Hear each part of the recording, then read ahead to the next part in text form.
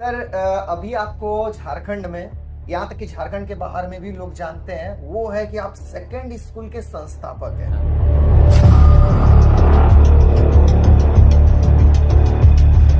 तो अब पैसे का बहाना हम पूरे झारखंड, बिहार, यूपी से खत्म करने वाले हैं चुका है। आज सेकंड स्कूल में दूर दूर से लोग पढ़ने आते हैं, ना सिर्फ झारखंड से। जब तो सर मान लीजिए कि आपके पास अगर 5,000 बच्चे हैं जी, और 5,000 बच्चे ही गरीब हो जाए तो क्या आप फ्री में पढ़?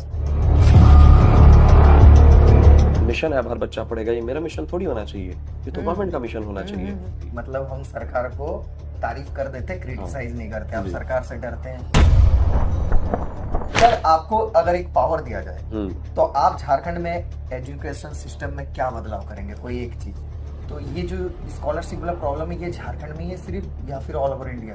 मूवी, आप कैसा मूवी देखना पसंद करते हैं जिसमें बहुत संघर्ष हो, जिसकी कहानी बड़ी मजेदार सर हो? हम मूवी देखना नहीं, बनाना पसंद करते हैं। मजेदार सर। कोल्ड ब्लड मेरी हुड मेंटालिटी। सर सक्सेस के बाद आपकी लाइफ में क्या क्या बदलाव आए? सर इनकम तो ऐसा कैलकुलेट पता नहीं है लेकिन बता। बाकी सर एक चीज बताऊं, हाँ। आपका तो सब कुछ लाइफ बेटर है अभी, जी। तो शादी कब करने वाले हैं?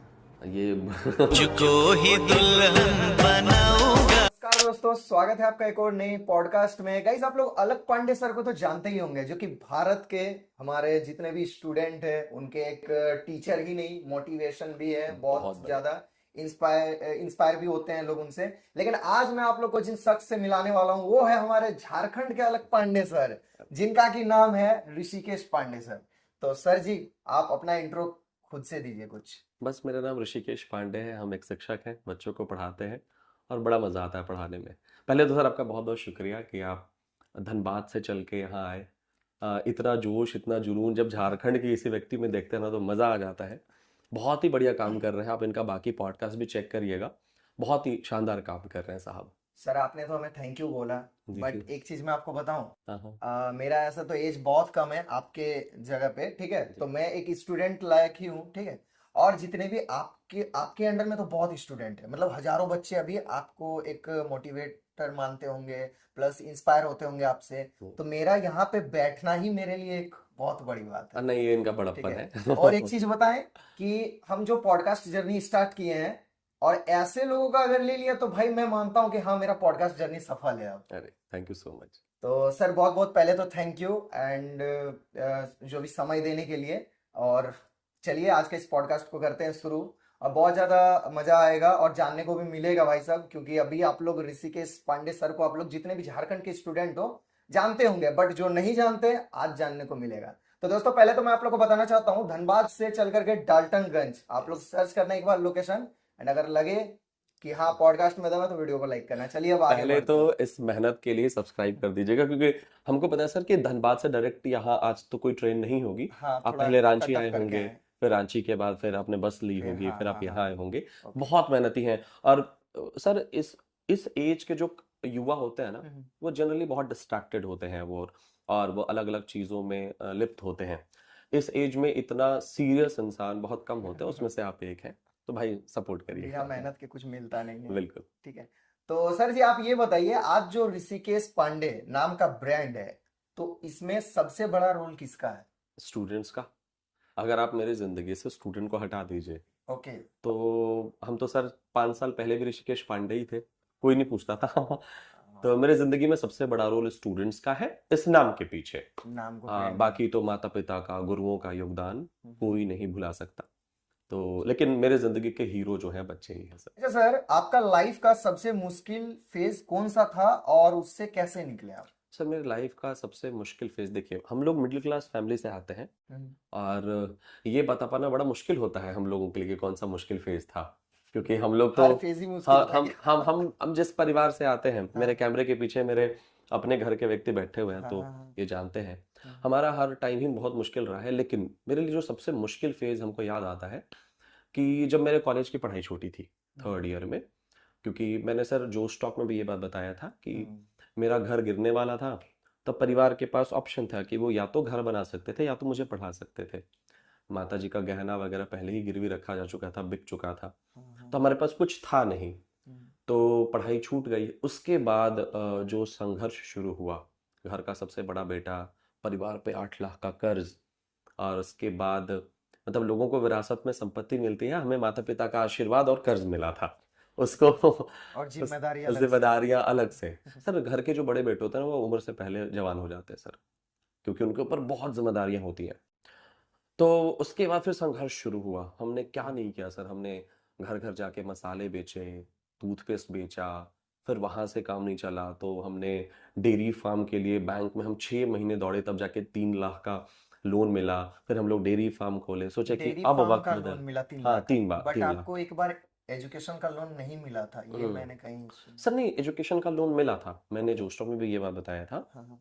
कि एजुकेशन का लोन, लेकिन शायद एक कंडीशन होता है, उस समय होता था, अभी होता है कि नहीं होता है मुझे बहुत आइडिया नहीं है, कि अगर आप एजुकेशन लोन अगर आपका सैंक्शन हो चुका है, लेकिन अगर आप 3 से 6 महीने के अंदर अगर उस लोन से अमाउंट अमाउंट नहीं निकालते हैं, हाँ हाँ तो वो ऑटोमेटिकली कैंसिल हो जाता है। ओके, तो दोबारा जब हम लोग लोन कराने गए थे तब नहीं हुआ था। नहीं हुआ। हाँ जी। चलिए, ये तो जर्नी आपका मैंने ये भी देखा आपका जो स्टॉक में हम्म। कि 1,000 आपका पास जो फी देने के लिए था ना, हाँ वो हाँ आपने गुम कर दिया था। हाँ अच्छा सर, एक चीज बताओ हाँ कि आपके अंडर में अभी बहुत स्टूडेंट है, हाँ। और अगर किसी बच्चे के साथ ऐसा हो जाता आपके हम्म स्टूडेंट के साथ, और हम्म। वो आपको अगर ये सीन बताता, तो आप क्या करेंगे उस पे? हम बस यही बताते हैं कि रुकना मत, मत रुको, और नहीं अपनी तो गलती को एक्सेप्ट करो। जैसे आप उनका फी माफ करेंगे या फिर करते हैं सर, करते हैं? जी, वीडियो बच्चे देखेंगे वो खुद अभी ही आगे बता और देंगे। सवाल है इस हाँ, रिलेटेड, करते पूछेंगे। हैं। लेकिन जैसे वो इंसिडेंट क्या था, हम्म, अभी कुछ दिन पहले हम वीडियो भी डाले थे मम्मी पापा के साथ, ओके। तो मेरे अंदर कभी हिम्मत ही नहीं हुआ कि हम पूछें कि मतलब वो 1,000 रुपये कहाँ से आया था। तो अब जब थोड़े कुछ मतलब सफल हुए, हाँ हाँ तो पापा से पूछे कि पापा वो 1,000 कहाँ से लाए थे। तो पापा बोले कि पहली बार जो तुमको 1,000 रुपये दिए थे हाँ फीस भरने के लिए, हाँ वो गेहूं बेच के दिए थे। हाँ हाँ। और जब मेरे से 1,000 रुपये तो गुम हो गया था, हम्म। दूसरी बार जो हमको 1,000 रुपये जो दिए थे, वो घर का चावल बिका था, जो धान नहीं होता, हाँ धान और हाँ चावल दोनों मिक्स करके हाँ। बिका। फिर 1,000 रुपये आया था, तब हम लोग फीस भरे थे। वो छोड़िए सर, ये तो आपको लगता होगा कि ये बाप रे, ऐसा कहानी है जो किसी के जिंदगी में नहीं घटित होता। ये गलत है। हमारे पास सेंटर पे जो बच्चे पढ़ने आते हैं आज, कोई बच्चा बकरी बेचकर पढ़ने आ रहा है, कोई बच्चा महुआ बेच के पढ़ने आ रहा है, कोई बच्चा धान बेच के पढ़ने आ रहा है। बैकग्राउंड अगर देखा जाए तो किसी हाँ, का ना किसी का, सबका स्टोरी बिल्कुल। कुछ ना कुछ है। इसीलिए ना हम सारे बच्चों का दर्द समझ पाते हैं, और किसी भी बच्चे को पैसे की वजह से वापस नहीं करते हैं। अब देखिएगा, एक भी ऐसा कमेंट नहीं आएगा अभी तो फेक आईडी से आएगा, एक भी ऐसा कमेंट नहीं आएगा जो बच्चा ये कहे कि नहीं, हमें सेकेंड पैसे स्कूल में पैसे की वजह से भगा दिया गया, क्योंकि मेरी पढ़ाई पैसे की वजह से ही छूटी थी। और इसी जिद से शुरू हुआ था कि भाई मेरी पढ़ाई छूटी तो किसी की नहीं छूटनी चाहिए। सर जैसे बताएं कि सबका बैकग्राउंड कुछ ना कुछ होता है जो जी कि मुश्किल होता है, जी। बट कुछ लोगों का छिप जाता है और कुछ लोगों का छप जाता है, हाँ, और छपता उसी का है जो मेहनत करता है। मेहनत रुकना नहीं है। हाँ, इसलिए रुकना नहीं जी। है। सर अभी आपको झारखंड में, यहाँ तक कि झारखंड के बाहर में भी लोग जानते हैं, वो है कि आप सेकंड स्कूल के संस्थापक हैं। हाँ हाँ। तो ये सेकंड स्कूल जो शुरू करने का आइडिया कैसे आपने सोचा? ये इसका आइडिया बड़ा ड्रामेटिक है, बड़ा फिल्मी है। अच्छा बताइए। तो सब कुछ करके थक गए थे। आप रांची से होते हुए आए हैं, हम्म। उसी रांची शहर में हम डिलीवरी बॉय का काम करते थे। हाँ हाँ, कैडबरी में सेल्स बॉय हैं हम, सेल्स बॉय थे, और कैडबरी के चॉकलेट का दुकान जाके ऑर्डर लेते थे, और वही चॉकलेट को फिर हम दुकान में जाके डिलीवरी करते थे। सर्जना चौक है, सर्जना चौक रांची में, हाँ पता है। वहाँ पे एक बनारसी पान बेटल शॉप है, वो हमको आज भी जानते हैं। जैसे एक कॉलेज में हम गए तो अपना स्टोरी शेयर कर रहे थे, ये बड़ा मजेदार है, सुनिएगा। तो एक बच्ची ना क्रॉस चेक करने के लिए पहुंच गई वहां पे। हम कॉलेज में जाके बताए कि हम डिलीवरी बॉय का काम करते थे, और सर्जना चौक पे एक बनारसी पान बेटल शॉप है, तो वहां पे भी हम डिलीवरी बॉय मतलब चॉकलेट देने जाते थे। हाँ तो एक बच्ची पहुंच गई क्रॉस चेक करने, और वहां से भैया का फोन आया, क्योंकि नंबर मेरा आज भी वही है। भैया का फोन आया कि ऋषि तुम इतना बड़ा आदमी बन गया कि वाह। तुमको तो हम भाई चॉकलेट का डिलीवरी करते देखे थे। हाँ, तो डिलीवरी बॉय का काम, उसके बाद फिर रिम्स के बाहर हम और मेरा भाई मिलके चाय भी कुछ दिन बेचे। मतलब हम लोग हर वो काम किए जो काम करके कुछ पैसा आता और घर का हम लोग मुश्किल सॉल्व कर पाते। तो सवाल क्या था सर आपका, शुरू कैसे हुआ? हाँ, तो जब कोविड में हम लोग घर गए ना, क्योंकि कोविड में तो सब कुछ बंद हो चुका था, हाँ तो जब हम लोग घर गए तो अब तो ना डिलीवरी कर पाए, ना चाय बे कुछ भी ना कर पाए। प्लस जो मेरे परिवार पे जो कर्ज था, तो वो पैसा मांगने भी दरवाजे पे लोग आते रहते थे, अच्छा नहीं लगता था। तो हमको ऐसा लगता था कि ऐसा जिंदगी नहीं चाहिए था। तो हम सच में सुसाइड करने जा रहे थे। तो अपने भाई को हम फोन किए, मेरा भाई हमेशा शुरू से ही साथ रहा है, बड़ा लकी है हम। फोन किया कि भाई अब खत्म करते हैं, अब ऐसे जिंदगी का कोई फायदा नहीं है। तो वो मेरे पास भागते भागते आया, मेरे फूफा का बेटा है, अच्छा अच्छा। 2-3 किलोमीटर पे मेरी फूफा का घर है। तो भागते भागते आया और बोला, हमारी बातचीत हुई, हम बहुत रोए भी। तो वो बताया कि तुम पढ़ाई में शुरू से बहुत अच्छे रहे हो, एक बार जो है पढ़ा के देखते हैं। मेरे मम्मी पापा भी मेरे अगेंस्ट हो गए थे, कोई साथ देना तो असली जीवन था। भाई मेरा तो यही है। हरा जैसन भाई का हम बोले कि क्या बात करो, कोविड में कैसे पढ़ाएंगे। तो फिर उस समय ना एक कंपनी ऐप बनाती थी, कंपनी का नाम नहीं लेते हैं, ऐप बनाती थी और 6500 रुपए में ऐप बन जाता था। तो ऐप हम लोग बनाए, 6500 रुपए भी हम अपने एक दोस्त से उधार लिए थे। ऐप बनाए और ऐप से फिर बच्चों को पढ़ाना शुरू किए और 4 बच्चों से शुरू हुआ और आज मतलब हजारों बच्चे सेकंड स्कूल में पढ़ते हैं। बस यही शॉर्ट में और यही वैसे करके सेकंड स्कूल का, हाँ वैसे करके सेकंड स्कूल खड़ा हुआ। आज तक हमने किसी से 1 रुपया चंदा नहीं लिया, आज तक हमने किसी से 1 रुपया कर्ज नहीं लिया। हम लोग एकदम कर्ज मुक्त हैं। जो पैसा आता गया वही पैसा हम लोग सर लगाते गए। इतना कर्ज कैसे हो गया था, मतलब 8 लाख आप बता रहे हैं। जैसे आप समूह का कर्ज जानते होंगे, जैसे घर जब बनना था तो हमारे पास पैसे तो थे नहीं, जो पैसे थे वो तो मेरे पढ़ाई में, भाई बहन की पढ़ाई में खर्च हो गया था। और मेरे पिताजी मतलब कुछ करते नहीं थे, उस समय काम नहीं चल रहा था उनका, तो खेती किसानी करते थे। अच्छा हमारा खेत भी ज्यादा नहीं है, तो मुझे याद है कि हम लोग जब पूरे मन से एक बार खेती किए थे तब जाके हम लोग 35,000 का धान बेचे थे। इतना कम खेत है हमारा। तो पैसे का अभाव था, घर बनाना था, तो 2-3 लाख करते करते कर्ज इतना बड़ा हो गया, 8 लाख हो गया। कुछ कर्ज तो वो 5% ब्याज वाला कर्ज था, तो वो तो एकदम तीव्र गति से बढ़ता है। तो ऐसे करते करते कर्ज बहुत बड़ा हो गया था। कुछ समूह का कर्ज भी 2-3 लाख का हो गया था। मतलब करने मरने वाला सीन हो गया। हाँ मतलब कोई ऑप्शन ही नहीं था हमारे पास। फिर वहां से आपका सेकंड स्कूल हाँ होता। तो दोस्तों अभी हम लोग बैठे हुए हैं डाल्टनगंज में जी। सेकंड स्कूल ही, मतलब यार ऑफिस समझ सकते हो आप लोग, जी। लेकिन एक जगह नहीं है। सर आप ही बताइए ना कितने जगह second school. Sir 4 school, second school 4 जगह है, डाल्टनगंज में, गढ़वा में, लातेहार और पांकी में। लेकिन ऐसा अगर हमारा लोकेशन ढूंढेंगे तो सेकंड स्कूल झारखंड के हर बच्चे के दिल में है। मस्त तो सर ये बताइए ना, सेकंड स्कूल नाम रखने का रीजन क्या है, क्योंकि आप और भी तो कुछ नाम रख सकते थे। सर बहुत विचार हुआ नाम के पीछे, बहुत सवाल भी आता है कि सेकंड स्कूल ही क्यों, फर्स्ट स्कूल क्यों नहीं, थर्ड स्कूल क्यों नहीं। सही बात है। तो देखिए हर व्यक्ति, चाहे वो सरकारी विद्यालय में पढ़े चाहे प्राइवेट विद्यालय में पढ़े, बच्चा का जो सबसे पहला स्कूल होता है घर के बाद, जो सबसे पहला स्कूल होता है वो तो प्रारंभिक शिक्षा किसी न किसी स्कूल में ले रहा होता है। अच्छा उसके बाद आजकल देखिएगा छोटे छोटे बच्चों को भी ट्यूशन पकड़ा दिया जाता है, तो मतलब उसको दूसरे शिक्षक की जरूरत पड़ती ही पड़ती है। तो हम लोग वो दूसरे शिक्षक बने जिसके बाद किसी तीसरे शिक्षक की आवश्यकता ना पड़े। स्कूल के बाद सीधा बच्चा हमारे पास आए, फर्स्ट स्कूल के बाद सीधा वो सेकंड स्कूल आए, सेकंड स्कूल उसके सारे समस्या का समाधान करेगा। बस यही सोच के साथ रखे थे और ये नहीं पता था कि ये नाम इतना बड़ा हो जाएगा, लोग इतना प्यार देंगे। हम लोग तो ये लगता था ना सर, किसी तरह अगर हम लोग 15-20 हजार रुपए कमाना शुरू कर देंगे, परिवार का लोन खत्म हो जाएगा, ठीक ठाक जिंदगी हो जाएगी। बस यही सोचते शुरू में, पहले की जिंदगी से थोड़ा बेहतर हो। हाँ। तो ये सेकंड स्कूल बनाने का मकसद, पहले तो सर ये बिल्कुल भी नहीं बोलेंगे, कहीं नहीं बोले हैं कि क्रांतिकारी बनना था हमको, चाहे हर बच्चा पढ़ाना था, नहीं। सेकंड स्कूल बनाने का मकसद सिंपल था कि मेरे ऊपर बहुत कर्ज था और हमको कोई भी काम करना था, और कोविड में मेरे पास पढ़ाने के अलावा कोई दूसरा काम था ही नहीं। तो हम शुरू में सेकंड स्कूल बनाए थे अपना कर्ज भरने के लिए, आजीविका चलाने के लिए। लेकिन जब ये धीरे धीरे बहुत बड़ा होने लगा, मेरे पास ऑफलाइन सेंटर हम लोग का खुला, वहां से जब बच्चे आने लगे तो फिर बच्चे कैसे आने लगे, कोई धान बेच के आ रहा है, कोई बकरी बेच के आ रहा है, या किसी के पिताजी 5-6 हजार का 10 हजार का कहीं पे नौकरी करते हैं, किसी किराना दुकान में या तो गार्ड का काम करते हैं, कोई राजमिस्त्री का काम करते हैं, वो लोग अपने बच्चे को एडमिशन कराने लेने आने लगे। कोई पिताजी आ रहे हैं तो उनके चप्पल में, आप अंगूठे के यहाँ पे, मतलब वो कुछ है चप्पल में, कुछ है ही नहीं। ऐसे ऐसे लोग जब आने लगे तो लगा कि ये तो मेरे जैसे लोग हैं, ये तो मेरी जिंदगी रही है। ये तो मेरी जिंदगी कैसी थी कि हम लोग स्कूल यूनिफॉर्म पहन के शादी में गए हैं, हमको याद है आज भी। आपके आसपास भी ऐसी कहानियां बहुत सारी नहीं, पैंट डालिए, शर्ट दूसरा डालिए, वही हमारा ड्रेस हो गया, और स्कूल का जूता वही शादी पहन के चले गए। तो लगा कि इनका दर्द अगर अब हम नहीं समझेंगे ना तो कोई नहीं समझेगा। तब तक हमारी वित्तीय स्थिति थोड़ी अच्छी भी हो गई थी। तब हमने एक नियम बनाया कि साहब आज के बाद एक नियम बनेगा कि सेकंड स्कूल में कोई भी बच्चा आज के बाद पैसे की वजह से वापस नहीं जाएगा।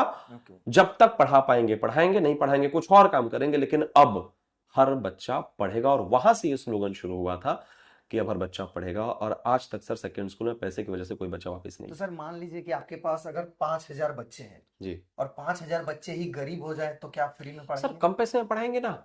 हाँ, सर आपको एक मजेदार बात बताते हैं। हाँ, हम लोग जेई नीट पढ़ाते हैं। ओके। हम लोग क्या क्या पढ़ाते हैं वो बताते हैं और फीस बताते हैं आपको। हम लोग जेई नीट पढ़ाते हैं। जेई नीट का जो मिनिमम फीस कहीं पे भी है पूरे भारत में, या जिनको भी हम बहुत आइडलाइज करते हैं, उनके भी जो ऑफलाइन सेंटर की जो फीस है वो 1,00,000, 1,50,000, 2,00,000 रुपए है सर। आप यकीन करिए हमारी फीस क्या रही होगी।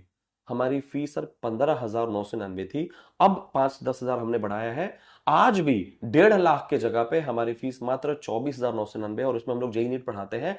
और उसमें भी हम लोग एक बार में पैसा नहीं लेते। और उसमें भी सर, मेरा भतीजा यहाँ सामने बैठा है, मेरे भाई लोग हैं, आप उनसे पूछेगा, कोई भी बच्चा आता है कहता है कि भैया हमको बहुत दिक्कत है, हम बहुत गरीब हैं, बहुत परेशानी में हैं। उनके माता पिता आते हैं और जितना वो सक्षम होते हैं उतने ही में हम लोग पढ़ाई कराते हैं। आपको हम आगे बहुत सारे बच्चों की कहानी बताएंगे जिनका फीस तक नहीं लिए थे और आज वो एनआईटी में और मेडिकल कॉलेज में पढ़ रहे हैं। एक मैंने भी रील्स देखा था, वो हाँ। हैंडीकैप्ड बच्चा हाँ था हाँ जी। जिसको कि आपने ऐसे ही हम्म, पढ़ाया था और वो जी। निकाल लिया जी। वो छोड़िए, वो तो एक कहानी है सर।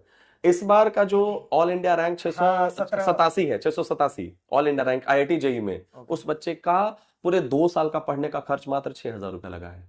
पूरे 2 साल पढ़ने का खर्च। वो छोड़िए, आयुष गुप्ता नाम का लड़का भी सर एनआईटी तिरुचि में है, उसको हमने फ्री ऑफ कॉस्ट पढ़ाया, उसका 1 रुपए हमने नहीं लिया है। सोनल नाम की लड़की अभी एनआईटी जमशेदपुर में है, उससे हमने 1 पैसा नहीं लिया पढ़ने का। उसकी बहन अभी बीआईटी सिंदरी जा रही है। सर एक परिवार, पिताजी फेरी का काम करते हैं, हर घर जाके सामान बेचना, एक बेटी पहुंची एनआईटी जमशेदपुर, एक बच्ची जा रही है बीआईटी सिंदरी, उनसे हम 1 रुपया नहीं लिए। ऐसे बहुत सारी कहानियां हैं। कहानी बताएंगे सर तो 2 घंटे का पॉडकास्ट, 3 घंटे का पॉडकास्ट हो जाएगा। मतलब पैसे का अगर अभाव है तो उस बच्चे के साथ हम खड़े हैं। वो छोड़िए सर, सीयूईटी जो कि बहुत बहुत ज्यादा महंगा बेचा जाता है बच्चों को। मतलब सीयूईटी एक ऐसा एग्जाम है सर जिससे बच्चे एग्जाम देके अगर अच्छा नंबर लाते हैं तो डीयू बीएचयू जैसे कॉलेज से अपना ग्रेजुएशन कंप्लीट करते हैं और आगे की पढ़ाई कंटिन्यू करते हैं। सर वो हम लोग मात्र 12,000 13,000 रुपए में साल भर पढ़ाते हैं बच्चे को।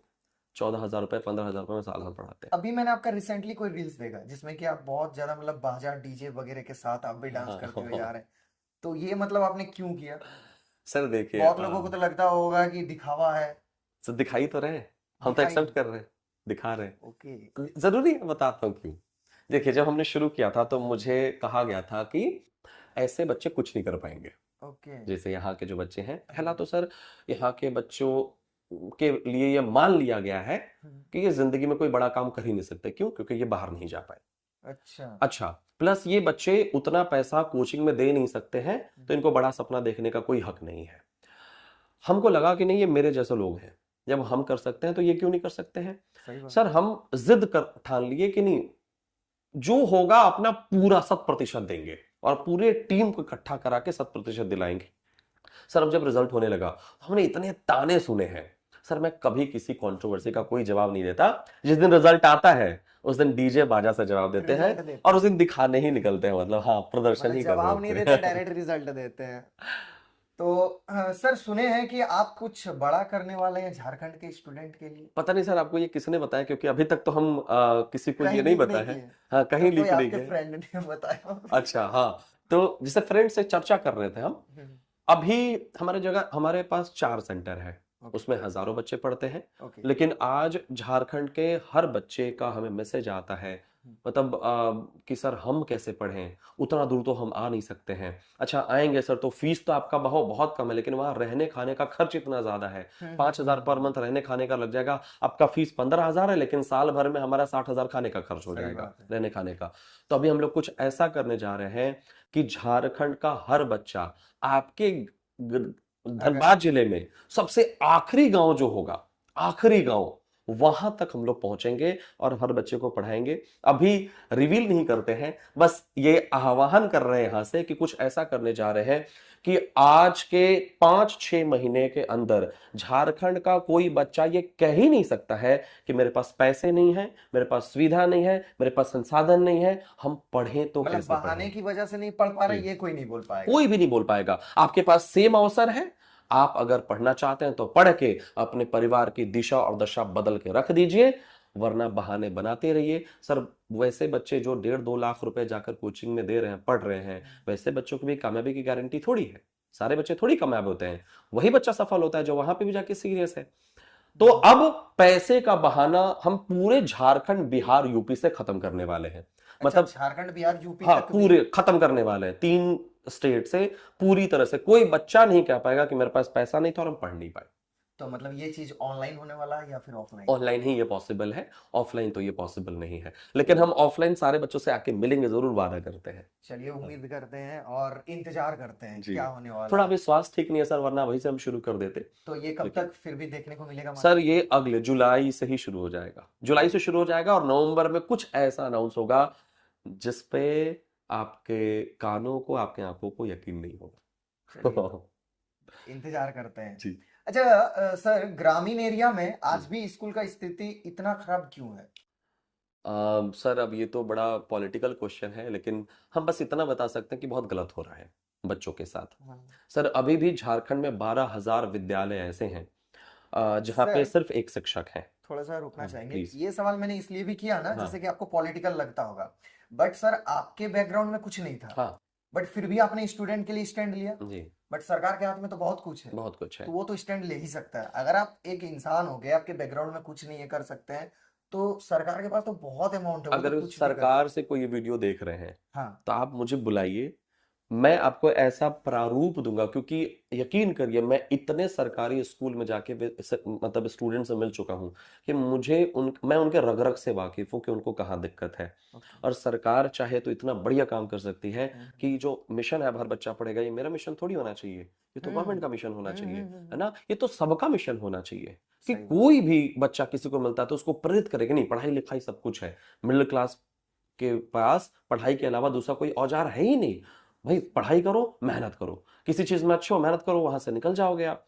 तो सरकारी स्कूल की स्थिति अभी यह है सर कि 12,000 ऐसे विद्यालय हैं पूरे झारखंड में जिसमें सिर्फ एक शिक्षक है। सिर्फ एक शिक्षक हाँ, अकेला उस विद्यालय को ये चला रहे हैं। रियलिटी है। आप सोच के देखिए सर, अगर एक विद्यालय में 500 बच्चे भी पढ़ रहे हैं तो 12,000 इंटू 500, कितने लाख बच्चों का भविष्य यूं ही बेकार हो रहा है और इस पे किसी का कोई नजर नहीं है। पहला। दूसरा सर, फिर एक तरफ सर मन तो करा कि बहुत कुछ बोले, लेकिन रोकना चाहते हैं खुद को, लेकिन बस एक सलाह देना चाहते हैं। सरकार का एक पहल है जिसकी तारीफ कर सकते हैं, चलो क्रिटिसाइज नहीं कर सकते, तारीफ कर देते हैं। हाँ, सीएम स्कूल ऑफ एक्सीलेंस जो है, हाँ, सरकार की बहुत अच्छी पहल है कि उन्होंने क्या किया कि झारखंड के कुछ विद्यालय, जो सरकारी विद्यालय थे, उनको उन्होंने सीबीएसई कर दिया। और सरकारी है, पैसा नहीं लगता, वहां पे बहुत अच्छे शिक्षक हैं, रेगुलर क्लासेस होती हैं।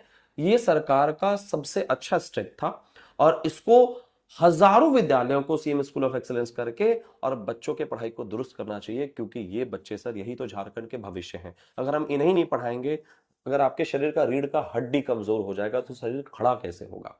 इनके कंधे पे झारखंड सर जैसे कि खड़ा आपने होने वाला है। बोला कि जी। मतलब हम सरकार को तारीफ कर देते, क्रिटिसाइज नहीं करते। आप जी। सरकार से डरते हैं?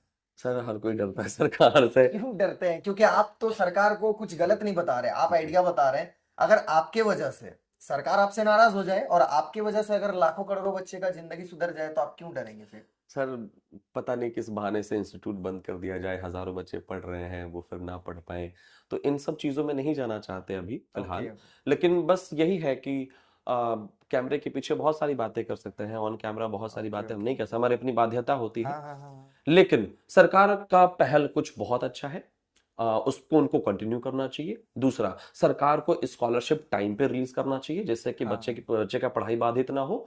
तीसरा, आप जैसे बहुत सारे ऐसे कॉलेजेस हैं आपके झारखंड में जिसको आप सीधा ई कल्याण से जोड़ के, जो आपके ओबीसी एसटी एससी कैटेगरी के जो बच्चे हैं उनकी पढ़ाई को आप या तो एकदम कम पैसे में कर दें, या तो भाई फीस ही उनका ना लगे, ताकि वो बच्चे जब बाहर निकलेंगे, आगे आएंगे, तो भाई इस झारखंड को और आगे बढ़ाएंगे। तो अभी जैसे कि सरकार बहुत, जैसे अभी मतलब कुछ चल रहा था कंट्रोवर्सी वगैरह कि स्कॉलरशिप नहीं दे पा रही है हाँ, सरकार, हाँ। तो ये क्यों नहीं दे पा रही है? सर ये तो इसका आइडिया हमको बहुत ज्यादा नहीं है। हाँ। बच्चों के जो मैसेज आते हैं, तो बच्चों ने जो मुझे बताया वो मैं बता सकता हूँ आपको। बहुत सारे बच्चे ऐसे थे जो ई कल्याण स्कॉलरशिप या फिर और जो भी कुछ जो स्कॉलरशिप है उनके भरोसे वो बाहर कॉलेज में पढ़ाई करने चले गए। हाँ हाँ अब सेमेस्टर का फीस देने की बारी आई तो उनको उनको तो उम्मीद थी कि सरकार से पैसा आ जाएगा तो हम लोग सेमेस्टर का फीस भर देंगे। सर हजारों बच्चों के तो मुझे मैसेजेस आए हैं कि जिनकी पढ़ाई छूट गई क्योंकि टाइम पे स्कॉलरशिप नहीं आया, कॉलेज ने एग्जाम नहीं देने दिया, कॉलेज ने उनको प्रमोट नहीं किया। तो सर ऐसे बच्चे जो बहुत हिम्मत करके बाहर पढ़ने गए थे उनका तो सिस्टम से भरोसा उठ गया, और सपना भी टूट गया। सपना टूटा। हो सकता है कि उसमें से कोई डॉक्टर बनता, कोई इंजीनियर बनता, कोई सीए बनता, कोई लॉयर बनता, लेकिन वो अब कुछ नहीं बन पाया। तो ये जो स्कॉलरशिप वाला प्रॉब्लम है ये झारखंड में ही है सिर्फ या फिर ऑल ओवर इंडिया? सर ये तो नहीं पता, लेकिन झारखंड के बच्चों का ओके हमको यार। काफी मैसेज आया जी। खैर छोड़िए, हम लोग आगे बढ़ते जी। हैं। सर जिसके पेरेंट्स सपोर्ट नहीं करते वो बच्चा कैसे पढ़ेगा? सर ये बहुत मैसेजेस आते हैं मुझे ओके। और इसका बहुत ही सटीक जवाब देते हैं क्या? कि देखिए जब आप 10वीं क्लास तक होते हैं ना हम्म, तो आपके पेरेंट्स का प्रभाव आपके ऊपर बहुत ज्यादा होता है कि आप कैसे लोगों के बीच पले बढ़े, है ना। चाहे अच्छी पेरेंटिंग हुई, चाहे बुरी पेरेंटिंग हुई, चाहे जो भी हुई, लेकिन 10वीं के बाद आपके पास इतना अवसर है पढ़ाई करने का कि देखिए आप बताइए आपको, हम मुझे नहीं पता कि आपको कितना सुविधा संसाधन मिला, लेकिन आप कितना मेहनत कर रहे हैं। हाँ हाँ ऐसे सैकड़ों लाखों कहानियां हैं कि भाई पेरेंट्स सपोर्ट नहीं कर पाए, वो जानबूझकर सपोर्ट नहीं करते ऐसा थोड़ी है, वो सक्षम नहीं है कई बार सपोर्ट करने में। सही बात है। तो अब YouTube से बच्चे पढ़ के, मैं देख रहा हूं कि IIT का एग्जाम क्रैक कर रहे हैं, वो नीट क्वालिफाई कर रहे हैं, या कोई भी बच्चा CUET कर रहा है या किसी भी एग्जाम को क्रैक कर रहा है। तो अब आपके पास फोन है ना, तो आपको पढ़ने से कोई नहीं रोक सकता। आपको आप झारखंड से है ना, आपको कोई नहीं पढ़ा रहा, आप मेरे पास आ जाइए, आपको हम पढ़ाएंगे। सर बच्चा आज के टाइम पे बच्चा पढ़ना नहीं चाहता, और जो बच्चा पढ़ना चाहता है उसको हर कोई पढ़ाना चाहता है।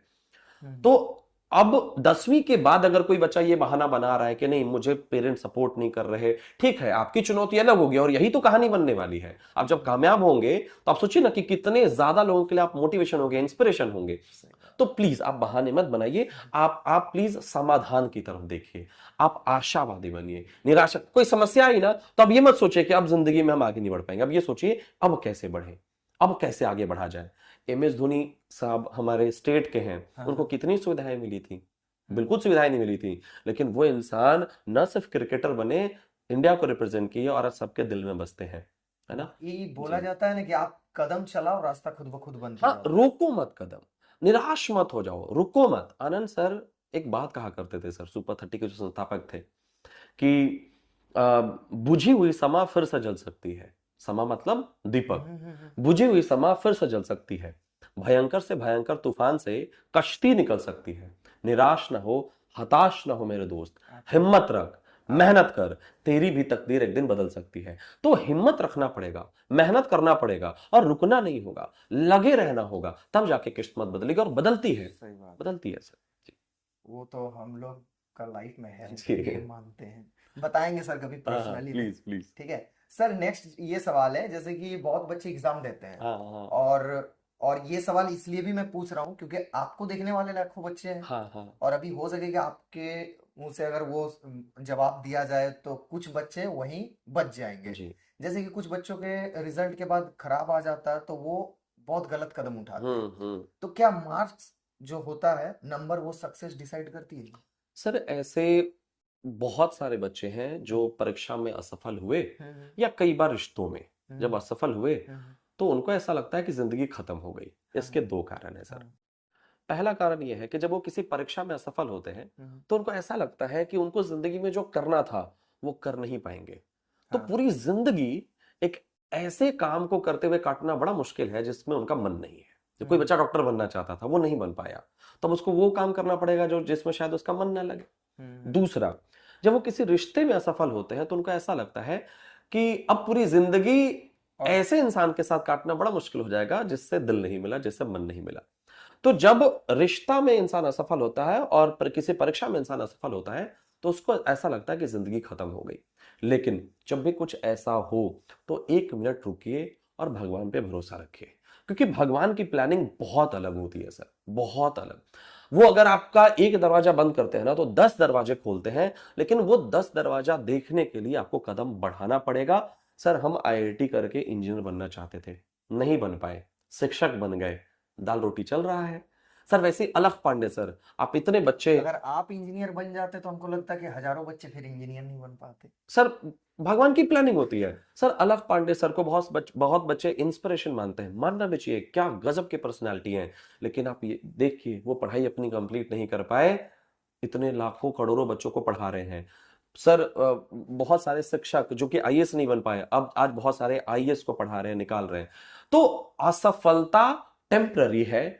कब? जब आप उससे भाई परेशान नहीं होते, उससे सीखते हैं और आगे बढ़ते हैं, और सफलता आपके कदम चूमती है और आप जिंदगी में बहुत बड़ा मुकाम हासिल करते हैं और आप बहुत लोगों के लिए प्रेरणा बनते हैं। और कौन जानता है कि आपको जो उसके बाद जो मिलने वाला है वो आपको ज्यादा अच्छा पसंद आएगा। सर ऐसे लोग, सारे लोग ये समझिए कि आपकी ये जो जिंदगी है एक मूवी की तरह है सर। एक मूवी, आप कैसा मूवी देखना पसंद करते हैं? जिसमें बहुत संघर्ष हो, जिसकी कहानी बड़ी मजेदार हो। सर हम मूवी देखना नहीं, बनाना पसंद करते हैं। मजेदार सर, क्योंकि हम लोग एमएस धोनी साहब के स्टेट से है ना सर। अगर मान लीजिए एमएस धोनी साहब की मूवी ऐसी होती कि एक बड़ा नौजवान बड़ा अच्छा खेलता है, अंडर 14 खेला, रणजी खेला, इंडियन क्रिकेट टीम में चला गया और चौके छक्के मारा, वर्ल्ड कप जिता दिया, नहीं, मजा नहीं आता। कैसी मूवी बनी? एक ऐसा इंसान जो कि ऐसे स्टेट से है जिसने आज तक क्रिकेटर नहीं निकाला, वहां से वो इंसान खेलते खेलते गरीब परिवार का लड़का निकला। साथ में युवराज सिंह और वो साथ में खेल रहे थे। युवराज सिंह सेलेक्ट होकर इंडियन क्रिकेट टीम में है और वो अपने दोस्तों के लिए चाय बना रहे हैं और उनके दोस्त उधर क्या बात कर रहे हैं, कर ये तो महिया के साथ खेला था ना, अगर महिया उस दिन सेलेक्ट हो जाता तो आज महिया भी वहां खेलता। एमएस धोनी कुछ नहीं बोले, चुप, जाके क्या बोले, भैया चाय। और प्लेटफॉर्म पे बैठ के रोते थे। एक इंसान जो इतना प्रतिभा का धनी व्यक्ति, और वो क्या कर रहे हैं, टिकट काट रहे हैं और बैठ के रो रहे हैं। भाई वो ड्यूज बॉल से खेलने वाला इंसान कॉस्को बॉल से खेल रहा है, टूर्नामेंट जीत रहा है, जहां मन वहां खेलने जा रहा है। संघर्ष करते करते करते करते इंडियन टीम में सेलेक्ट हुए, कुछ अच्छा परफॉर्मेंस, फिर ड्रॉप हुए, और फिर जब मूवी बनी तो सीटी ताली बज रही। जैसे कि आपने मूवी वाला बात बताया, तो बात ये है ना दोस्तों कि सक्सेस के पीछे स्ट्रगल ना हो ना तो मजा नहीं सक्सेस का आता। मजा नहीं आएगा। तो आज के बाद जब भी आपकी जिंदगी में स्ट्रगल आए, खुश हो जाओ कि भाई जो जिंदगी की मूवी बन रही है बड़ा मसालेदार है, जब इसको दिखाया जाएगा तो बड़ा मजा आएगा। सर आज की स्टूडेंट की सबसे बड़ी गलती क्या है? सर वो डिसिप्लिन नहीं है और बहुत इजीली डिस्ट्रैक्ट हो जाते हैं, कान के कच्चे हैं। कान के कच्चे इसलिए कह रहे हैं, माफ करिएगा बच्चों, आपको कह रहा हूँ, समझा रहा हूँ कि पहले सर हम लोग बड़े बुजुर्गों की बात मान लेते थे, क्योंकि एक बात और उन्हीं को सुनते थे। आज बच्चे सोशल मीडिया पे 10 लोगों को सुन रहे हैं तो 10 विचारधारा को लेकर चल रहे हैं। तो फिल्टर कर पाना आज बहुत मुश्किल है कि कौन सा विचार उनके लिए सही है, कौन सा विचार उनके लिए गलत है। पहला सबसे बड़ा गलती। दूसरा सबसे बड़ा गलती कि वो डिसिप्लिन नहीं है, लेजी होते चले जा रहे हैं। जबकि पहले के लोग डिसिप्लिन थे, क्यों? क्योंकि डिस्ट्रैक्शन कम था।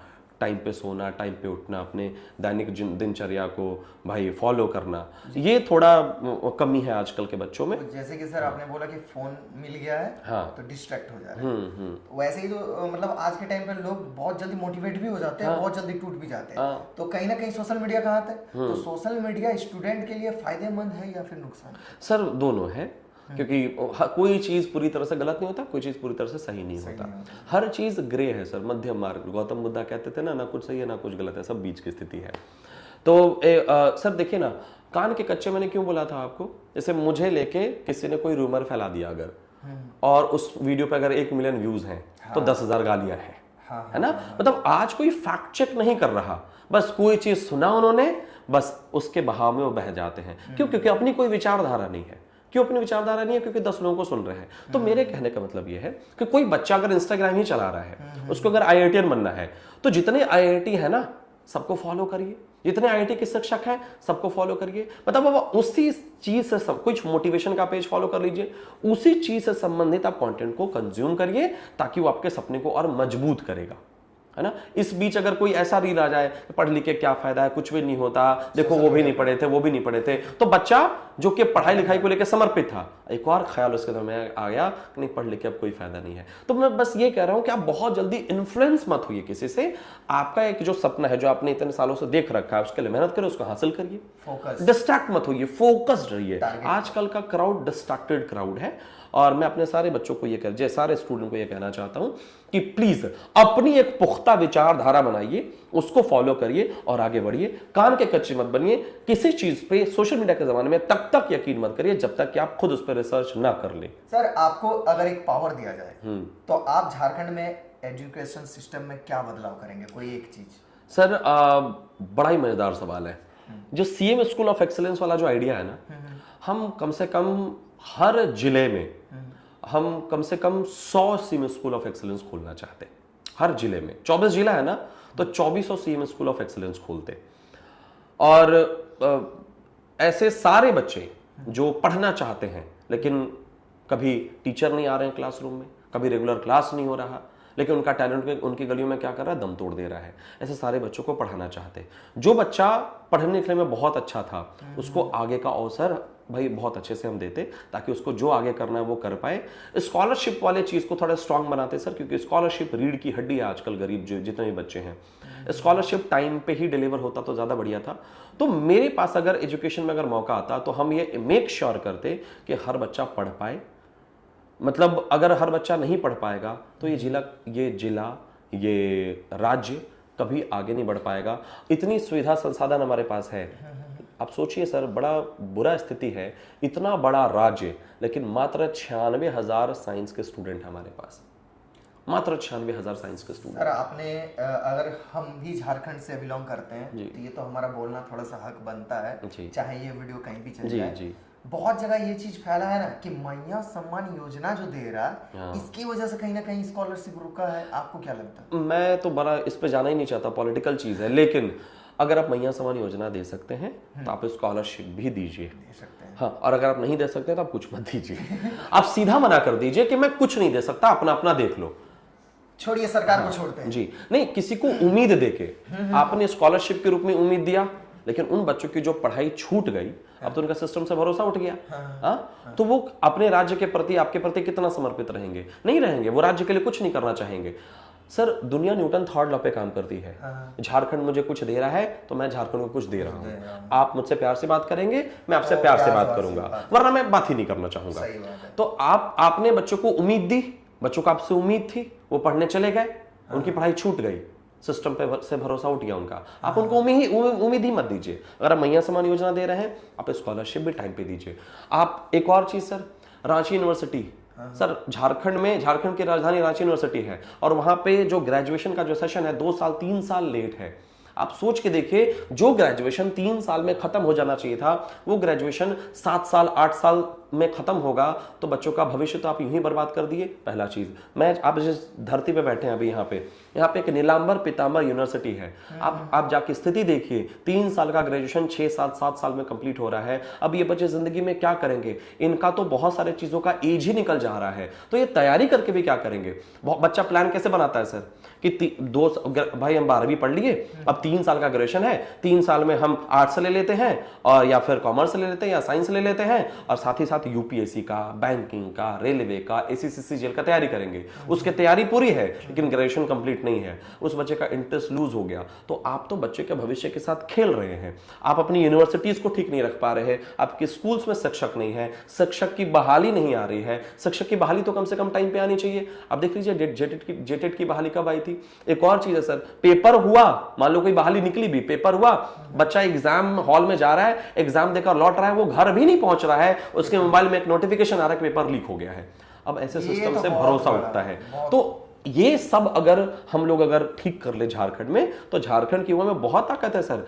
ये झारखंड के लोग बहुत जुगाड़ू हैं। हम लोग मड़ुआ खाया हुआ शरीर है, हम लोग का सत्तू खाया हुआ शरीर है, हम लोग महुआ खाए हुए लोग हैं सर। शरीर तो बहुत मजबूत है, आप इनको मानसिक रूप से एकदम कमजोर कर दे रहे हैं। इनको मानसिक रूप से मजबूत करिए, ये और सर एक चीज बताऊं, पेपर लीक जो हो जा रहा है, ये कोई बहुत बड़ा भी चीज नहीं है कि सरकार नहीं हैंडल कर सकती है। अगर हम बोलें कि धरती से चांद को मिला दो तो ये बड़ा चीज है, सोचने वाली चीज नहीं है, बट पेपर लीक तो रोक ही सकती है।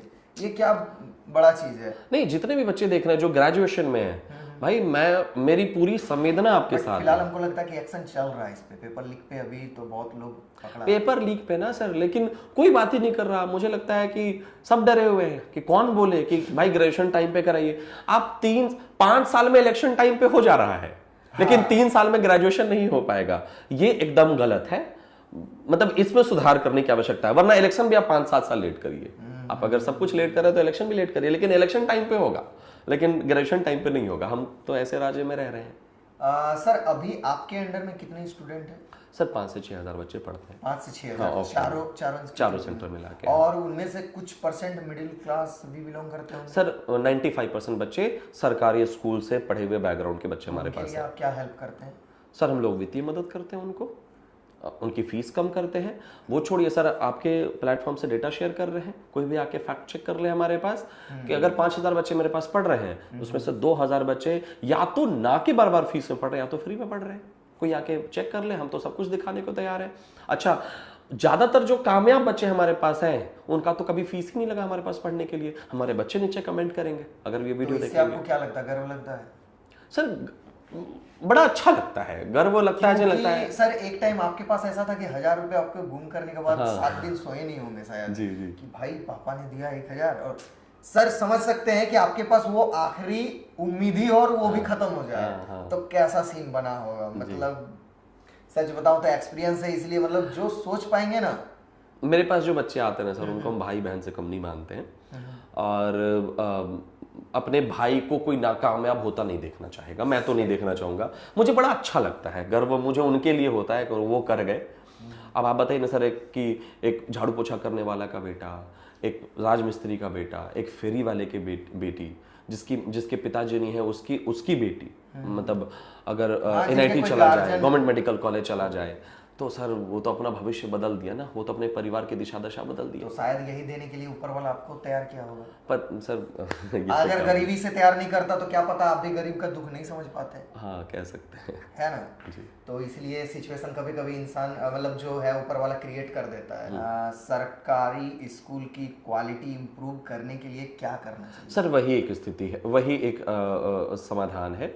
सरकारी विद्यालयों की स्थिति तब तक नहीं सुधरेगी जब तक वहाँ पे शिक्षक नहीं होंगे। ईमानदार है शिक्षक पढ़ाना चाहते हैं। प्रॉब्लम पता है क्या है सर, कि झारखंड सरकार शिक्षकों से ही बहुत काम करवाती है। जैसे प्राइवेट स्कूल के जो शिक्षक हैं, उनका काम क्या है? सिर्फ पढ़ाना, कॉपी चेक करना। लेकिन अगर कोई सरकारी शिक्षक है तो उनका काम क्या है? जनगणना करो, इलेक्शन ड्यूटी करो, ये करो, वो करो, 10 तरह का काम उनको है। तो अब शिक्षक पढ़ाए कि ये सब करे, जनगणना कराए। हाँ, तो आप उसके लिए दूसरे डिपार्टमेंट के लोगों को लगाइए, आप शिक्षक को सिर्फ पढ़ाने दीजिए। सर सरकारी स्कूल के जो शिक्षक होते हैं ना, वो प्राइवेट स्कूल के शिक्षकों से ज्यादा जानकार होते हैं, क्योंकि वो एग्जाम क्वालिफाई करके गए होते हैं। हर प्राइवेट शिक्षक सरकारी शिक्षक बनना चाहते हैं सर। तो सरकारी शिक्षक अगर कोई बना है, कुछ केस को छोड़ दें तो जितने भी लोग बने हैं उनमें तो काबिलियत होगी, वो बच्चे को पढ़ाने में सक्षम होंगे। सर आप कुछ ऐसा नियम बनाइए कि आप डेली DSR फिल कराइए कि आप आज क्या पढ़ाए, आप कल क्या पढ़ाए, और आप वीकली रिपोर्ट सबमिट कराइए और चेक करिए। कोई एक नियम बताइए ना जिससे कि ये सुधर जाए। सर टीचर्स को DSR भरने बोल दीजिए, टीचर डेली क्लास जाए, इसका रिपोर्ट सबमिट हो, और DSR डेली रिपोर्ट बनाए कि आज उन्होंने क्लास 8 में क्या पढ़ाया, कल उन्होंने क्लास 8 में क्या पढ़ाया, और वीकली रिपोर्ट सबमिट हो, और उसका भाई फैक्ट चेक हो कि ये सच में हो रहा है कि नहीं हो रहा है। और जो ये शिक्षक कर रहे हैं ऐसा, जो ये कर पा रहे हैं, उनको इंसेंटिव दीजिए, उनको पुरस्कार दीजिए, क्योंकि शिक्षक ने सर पुरस्कार का भूखा है, क्योंकि उसको बच्चे भी बुरा भला बोल रहे हैं, उनको माता पिता भी बुरा बुरा बोल रहे हैं, सरकार तो उनको कुछ समझ ही नहीं रहा, उनसे जनगणना करवा रही है, उनसे 10 तरह का काम करवा रही है। शिक्षक सम्मान का भूखा है सर, आज शिक्षकों का सम्मान कम हो गया है, सच बता रहा हूं। तो आप ये सब करिए, अपने आप शिक्षा व्यवस्था सुधर जाएगी। और हाँ, अगर नेपाल वाला काम यहाँ हो पाए थोड़ा, कि सारे ये बाध्य हो जाए कि सारे सरकारी सेवक और सारे नेता मंत्री के बच्चे सरकारी स्कूल में ही पढ़े, तो अपने आप सब सुधर जाएगा। कि अगर शिक्षक के बच्चे ही उस स्कूल में रहे तो शायद से थोड़ा तो नहीं, बहुत सारे शिक्षक के बच्चे पढ़ रहे हैं उनके स्कूल में, लेकिन शिक्षक भी मजबूर है सर। एक मान लीजिए एक स्कूल में 5 ही शिक्षक हैं और क्लासरूम 15 है, 10 है, तो वो कैसे पढ़ाएंगे? वो मजबूर हैं। सर अब आपका लाइफ में थोड़ा सा आते हैं, ठीक है? पूछ सकते हैं ना? पूछ सकते हैं। मैं जिनको भैया बोलता हूँ उनसे मैं मजाक कर लेता हूँ, बट मैं जिनको सर बोलता हूँ वो तो फिर गुरु जैसे हो गए ना, उनसे कैसे मजाक करूँ? जी खैर, अब सर परमिशन दे दी, हाँ प्लीज, तो अब भैया बोल के मजाक कर सकते हैं। प्लीज। तो सर सक्सेस के बाद आपकी लाइफ में क्या क्या बदलाव आए? लोगों ने पूछना शुरू कर दिया, पहले लोग पूछते नहीं थे। ओके। परिवार में, समाज में थोड़ी इज्जत बढ़ी, और ज़्यादा लोग जानने लगे। आज माता पिता को भी बड़ा गर्व महसूस होता है कई बार मम्मी ये बोल के इमोशनल हो जाती है कि एक टाइम पे 5 रुपये का वेसलिन खरीदने का पैसा नहीं था और आज चलो सब कुछ ठीक ठाक तरीके से चल रहा है। एक और चीज़ बदली सर, मेरे एक पिताजी के दोस्त हैं, मैं इस वीडियो के माध्यम से कहना चाहता हूँ, वो मेरे घर पे आए, मेरे पिताजी के सबसे जिगरी दोस्त मेरे घर पे आए थे और उन्होंने कहा था कि मतलब ऋषु, मेरे घर का नाम ऋषु है, कि ऋषु का ज़िंदगी तो कुत्ता जैसा हो गया है, कुत्ता भी अपना पेट पोस लेता है, पाल लेता है, ये भी रांची में जाके चॉकलेट का डिलीवरी कर करके यही कर रहा है। तो अब उन लोगों का विचारधारा में बदलाव आया। लेकिन सर जब आप बड़े होते जाएंगे, बड़े मतलब उम्र से बड़े, जब समझदार होते जाएंगे तो ना आपको तालियों से फर्क पड़ेगा, ना आपको गालियों से फर्क पड़ेगा, क्योंकि आप वो दोनों सुन सुन के जो है ना आप पक चुके होते हैं। इसलिए बहुत ज़्यादा कमेंट वमेंट भी बहुत प्रभावित नहीं कर रहा होता है, हमको बहुत जवाब नहीं देते। लेकिन एक चीज़ बता दे रहे हैं, जब आप कामयाब होंगे तो आप लोगों के VIP लिस्ट में आएंगे, लोग आपको पूछना शुरू करेंगे, लोग आपसे रिश्ते जोड़ेंगे, बेवजह के रिश्ते जोड़ेंगे। अच्छा वहाँ जा रहे हैं उनको तो हम जानते हैं, लेकिन जब आप नाकामयाब होंगे तो आपके अपने भी आपका साथ छोड़ देंगे। आपके वो लोग जो लगता है कि नहीं वो तो आपका साथ कभी नहीं छोड़ सकते, अब देखिएगा कि वो आपके लिस्ट से डिलीट होते चले जाएंगे। इसीलिए आप एक बार कामयाब जरूर होइए, खूब मेहनत करिए, पीछे मत हटिए, लगातार लगे रहिए। सर एक चीज बोलूंगा तो शायद से लोगों को बुरा लग जाए, बट मैं ये मानता हूँ ना कि नाकामयाब को अगर इज्जत मिल जाए ना तो कोई कामयाब नहीं होना चाहिए। जी है जी ना? क्योंकि गेट पे आए हुए भिखारी से भी कोई दोस्ती नहीं करना चाहता सही बात है ना? लेवल पे सब कुछ देखता है। तो इसलिए दोस्तों आप लोग दूसरों पे मतलब डिपेंड नहीं, खुद को कुछ बनाओ जी, ठीक है? तो सर अब ये बताइए, एजुकेशन फील्ड में आने के बाद आपकी इनकम और लाइफ कैसे बदली? ये तो कोई पॉडकास्ट में पूछा ही नहीं। नहीं, इसका जवाब बड़ा सरल है। वगैरह पूछता है? कभी नहीं पूछता है। तो हम पूछेंगे क्योंकि ये पॉडकास्ट ही तो यूनिक होना चाहिए। इसका जवाब बड़ा सरल है सर। मेरी जिंदगी कैसे बदली ये बता देते हैं। अब क्योंकि मेरे घर के लोग यहाँ पे बैठे हुए हैं तो कुछ बोल भी नहीं सकते हैं, झूठ भी नहीं बोल सकते हैं। सर मेरी ज़रूरतें तब भी कम थी, आज भी कम है। बस पेट्रोल का खर्चा बढ़ा, वरना जरूरतें कम थी कि शौक? दोनों ही कम थे सर। मतलब हम एक ऐसे परिवार से आते हैं ना जिसका ये बहुत बड़ा सपना नहीं है कि ये डिफेंडर लेना है, यहाँ घूमना है, ऐसे करना है, वैसा कुछ नहीं था जिंदगी में। हाँ भाई पहले थोड़ा किल्लत था जिंदगी में, अब किल्लत नहीं है। मतलब जो चाहे इंसान खरीद सकता है। हाँ खरीदना नहीं चाहता वो अलग बात है। तो इसका जवाब कैसे दिया जाए समझ ही नहीं आ रहा। हाँ जिंदगी थोड़ी कंफर्टेबल हो गई है, लेकिन मैंने अपनी जिंदगी को खुद ही जानबूझकर अनकंफर्टेबल किया है। पहले मैं चैन की नींद सो लेता था, अब नहीं सो पाता। मैं 2-3 घंटे ही सो पाता हूँ। मेरे घर के लोग साथ में बैठे हैं। हमेशा हेल्थ खराब रहती है क्योंकि ना सो पाता हूँ, ना आराम कर पाता हूँ। क्योंकि सर 4 साल में हमने इतना मेहनत किया है जितना हम लोग 14-15 साल में करते हैं। तो मेहनत बढ़ गई जिंदगी में। लेकिन अब इस तरह का कुछ भी नहीं है जिंदगी में कि कोई घर पे आके गाली दे रहा है कि मेरा पैसा वापस करो, जैसे पहले था ना। तो इस तरह की चीजें खत्म हो गई हैं। बाकी जिंदगी थोड़ी कंफर्टेबल हो गई घर वालों की। इनकम का क्योंकि आपने डिलीवरी बॉय में काम किया है, कितना था सैलरी आपके उस टाइम? सर इनकम तो ऐसा कैलकुलेट पता नहीं है, लेकिन बताते हैं। जैसे डिलीवरी बॉय का काम जब करते थे तो हमको 6200 रुपये मिलता था, 6200। हाँ 6200 मिलता था। सर ये चीज बहुत जल्दी बता दी कि 6200 मिलता था। अभी देखिए बाद वाला बताने में थोड़ा लेट, बाद वाला अभी वाला, हाँ अभी वाला बता रहे हैं। सर सेकंड स्कूल में हम 15,000 वेतन लेते हैं मात्र। यकीन करिए सेकंड स्कूल एक कंपनी है, वेतन देना पड़ेगा। सेकंड स्कूल में 70 लोग हैं और सर ज्यादातर लोगों का जो वेतन यहाँ पे है वो 45,000 से 60,000 के बीच में है। ज्यादातर लोगों का वेतन हम 15,000 लेते हैं। हाँ मेरे भाइयों का वेतन सर नाम बड़ा है पैसा, नाम बड़ा है पैसा, दोनों बड़ा है। आप किसी को आप अगर हमसे ये पूछें कि दाहिना हाथ बड़ा है कि बायां हाथ, तो मेरे लिए दोनों बड़ा है। और दोनों समान मतलब बैलेंस्ड वे में रहे। पैसा उतना हो कि जितना सर पे ना चढ़े, लेकिन जरूरतें आराम से पूरी हो जा रही हो, है ना? कि भाई कुछ चीज खरीदना है वो खरीद पा रहे हैं और नाम इतना हो। इनकम तो सर डायरेक्ट में वेज में नहीं बता सकते हैं, बट इतना बता सकते हैं कि पहले के लाइफ से कितना गुना बेटर हो चुका है। सर ये नहीं पता नहीं पता उसी में इनकम काउंट कर ली, नहीं पता। बस आपको इतना बता दिया कि 70 लोग के करीब काम करते हैं, एवरेज 70 लोग हाँ सेकंड स्कूल में काम करते हैं। एवरेज सैलरी लोगों का 45,000 से 60,000 मतलब के बीच सर में। आज से आपका क्या कौन सा ईयर होगा जो आपका साथ ऐसा लाइफ स्ट्रगल वाला चल रहा था सर क्रिटिकल? कोविड में सेकंड स्कूल शुरू हुआ है। हाँ, 2021 में सेकंड स्कूल ऑनलाइन शुरू हुआ था 21। और 2022 में 12 फरवरी को सेकंड स्कूल ऑफलाइन शुरू सर हुआ एक था। सेकंड, 2020 में आप खुद का घर चलाने के लिए मुश्किल में थे हाँ और आज 70 लोगों का घर चल रहा है। हाँ, ऊपर वाले का काम है सर। चलिए कहीं ना कहीं तो मतलब अच्छा क्रम है। तो सर नेक्स्ट ये है, आपका फ्यूचर विजन क्या है? सर अब हर बच्चा पढ़ेगा, मतलब गांव का वो बच्चा भी पढ़ पाए जिसकी माँ जो है वो आंगनबाड़ी में काम करती है, वो बच्चा भी पढ़ पाए जिसके पिताजी रिक्शा चलाते हैं, वो बच्चा भी पढ़ पाए जिसके पिताजी गैजेटेड ऑफिसर है। मतलब शिक्षा में समानता आ पाए, अगर ये हो जाएगा तो हम बहुत सुखी सुखी इस दुनिया को छोड़ मतलब पाएंगे। आपका जो अब विजन और टारगेट रहता वो स्टूडेंट के ही लिए रहता? हाँ, मेरे लिए कुछ भी नहीं है सर। आज हम इस स्थिति में है कि अपना कोई शौक पूरा कर अभी सकते हर हैं। एक स्टूडेंट नोटिस करते हैं। हाँ। क्योंकि भाई साहब हम तो सोच रहे हैं कि भाई पॉडकास्ट हम लेने जा रहे हैं, बट लोगों के मुंह से जब सुनते हैं ना नाम, हाँ। तब और ज्यादा बन जाता, समझे सर?